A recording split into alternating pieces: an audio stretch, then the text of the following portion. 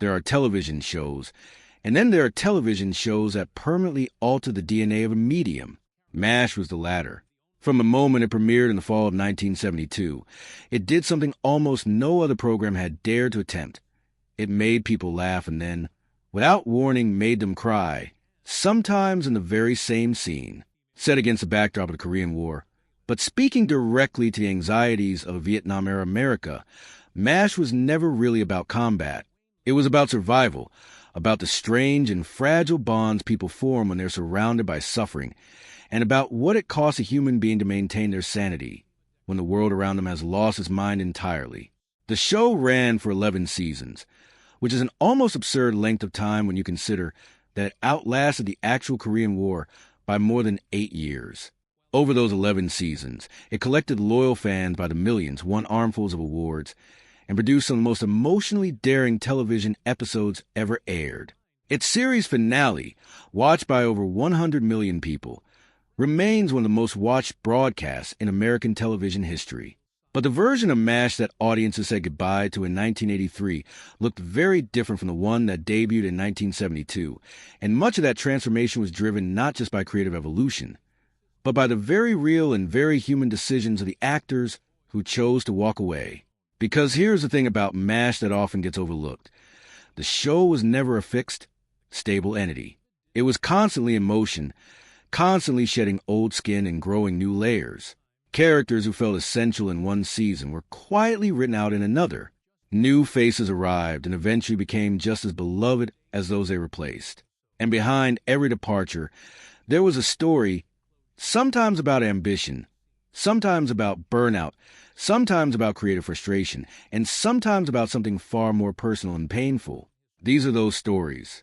The first major departure came at the end of Season 3, and it arrived with a shock that reverberated across the country. McLean Stevenson had been part of MASH from its very first episode, playing Colonel Henry Blake, the commanding officer of the 4077th Mobile Army Surgical Hospital. Henry was not a heroic figure in the traditional sense. He was bumbling and indecisive, often more confused than the people he was supposed to be leading. But that was exactly what made him so endearing. In a show populated by sharp-witted rebels and righteous cynics, Henry Blake was warmly, recognizably human. He made mistakes. He meant well. He fumbled through life with a kind of accidental grace that audiences absolutely adored, and McLean Stevenson played every beat of it with impeccable comic timing and genuine warmth. But McLean had larger ambitions in a supporting role in an ensemble show. As MASH began to evolve, it became increasingly clear that the creative center of the series was shifting toward Alan Alda's Hawkeye Pierce. Alda was not just performing the role. He was becoming a driving force behind the show's writing and direction, shaping its tone and its moral vision in ways that were undeniably powerful, but that inevitably left less room for everyone else. McLean felt it. He had come to Hollywood to be a star, not a supporting player, and the gap between where he was and where he wanted to be became impossible to ignore. He wanted the headline. He wanted a show that was built around him, his charisma, his humor, his name above the title. So at the conclusion of Season 3, he told the producers he was leaving. What the producers did next was extraordinary, and it changed television forever. Rather than give Henry Blake a gentle send-off, a transfer, a promotion, a cheerful farewell wave from a departing Jeep, they decided to tell the truth that MASH had always been trying to tell, the truth that the entire show was built upon. In war, not everyone makes it home. The episode, titled Abyssinia Henry, gave viewers 25 minutes of warmth and celebration as Henry prepared to leave for home, and then, in its final moments, delivered one of the most devastating lines in broadcast history.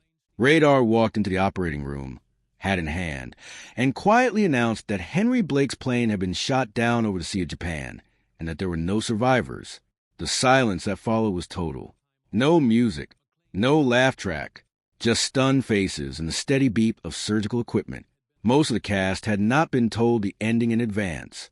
Their shock was real. Gary Burghoff, who played Radar and delivered the news, was the only actor who had been informed beforehand, so he could prepare emotionally. Everyone else was reacting to something they genuinely had not seen coming, and audiences watching at home felt every ounce of that grief. CBS received thousands of letters. Some praised the show's moral courage. Others were furious. All of them were moved. As for McLean Stevenson, the career he left MASH to pursue never quite reached the heights he had imagined. His own sitcom was canceled quickly. A follow-up project fared even worse. He later admitted in interviews that leaving had been a mistake. That MASH was something irreplaceable, a confluence of talent and timing and purpose that could not be manufactured or replicated. He passed away in 1996, remembered fondly by his castmates and deeply missed by fans who never forgot the warm-hearted Colonel he had brought so vividly to life. If McLean's departure was dramatic in public, Wayne Rogers' exit was almost its opposite: quiet, sudden, and wrapped in legal ambiguity. Wayne played Trapper John McIntyre. In the early seasons of MASH, he and Alda's Hawkeye were a genuine double act. Their friendship was the engine of the show's comedy. They were equals in mischief, equals in defiance, and their easy chemistry gave the series a playful energy that felt both spontaneous and deeply earned. Audiences loved them together. The banter, the pranks, the unwavering loyalty beneath all the wisecracks. It was some of the best comedic partnership on television. But Wayne had signed on to MASH with a particular understanding of what the show would be, an ensemble where every member of the core cast shared the spotlight more or less equally. As Alda's creative influence grew, that understanding began to crumble. Hawkeye was becoming the unquestioned moral and emotional center of the series, and Trapper John was sliding, slowly but unmistakably, from co-lead to supporting character. Wayne was not a man given to public complaints or dramatic confrontations, but he felt the shift deeply. He later described it in interviews with quiet precision, noting that Trapper had been reduced to a character who largely existed to agree with whatever Hawkeye said. For an actor of his intelligence and range, that was not a sustainable creative situation. What happened next was genuinely unusual. It turned out that Wayne's agreement with the show had never been formalized with a signed contract. He had been working on something closer to a handshake arrangement, which meant that when the producers initially threatened legal action over his departure, they found themselves with very little ground to stand on. Wayne simply did not renew, and there was no signed document compelling him to stay. He walked away before Season 4 began, and the show's writers had to scramble to explain Trapper's absence with minimal screen time and no farewell scene. Audiences were told, almost in passing, that Trapper had been discharged while Hawkeye was away on leave. After a season and a half of watching them as inseparable friends, Hawkeye never even got to say goodbye. The replacement for Trapper John came in the form of B.J. Honeycutt, played by Mike Farrell. B.J. was a different kind of character entirely. More reflective, more emotionally open, more willing to sit with the weight of what the war was doing to him rather than deflecting it with humor. The tone of the show shifted with his arrival, becoming somewhat softer and considerably more introspective. Many fans still prefer the energy of the early seasons. But the version of MASH that followed Wayne Rogers' departure is also the version that produced some of the series' most acclaimed and emotionally complex work. As for Wayne himself, he moved on with characteristic intelligence and pragmatism, eventually building a highly successful career in finance and investment, becoming a well-regarded voice on economic affairs. He never seemed to carry bitterness about MASH. Alan Alda, in later years, spoke of him with genuine warmth and admiration, describing him as one of the smartest people he had ever known. Gary Burghoff's story is different in kind from either of those. McLean left because of ambition. Wayne left because of creative frustration. Gary left because he was breaking. His departure from the role of Radar O'Reilly at the end of Season 7 came not from a desire for bigger opportunities or a sense of being professionally undervalued, but from a place of profound exhaustion, emotional, personal, and psychological. Radar was in many ways the soul of MASH. Unlike the doctors around him, who processed the horrors of war through cynicism and dark humor, Radar met the world with a kind of open-hearted vulnerability that was almost painful to watch. He was young, sweet, slightly bewildered, and deeply good, and Gary Burghoff inhabited that quality with a naturalism that no amount of technique alone could have produced. He was genuinely tender in a role, and that tenderness came from somewhere real.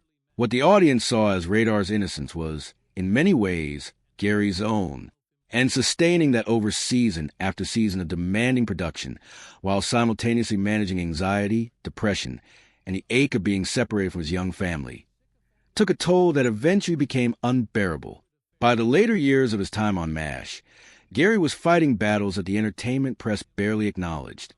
He was battling his own mental health. He was grieving the years he was spending away from his daughter. He was caught in contractual disagreements with the producers over scheduling and compensation. The producers tried to accommodate him, reducing his screen time, giving him additional time off. But accommodations can only go so far when a person has genuinely reached their limit. By the time he decided to leave, it was not a career move. It was an act of survival. The show gave him a proper farewell, a 2-part episode called Goodbye Radar, which remains one of the most emotionally resonant exits in the history of the series.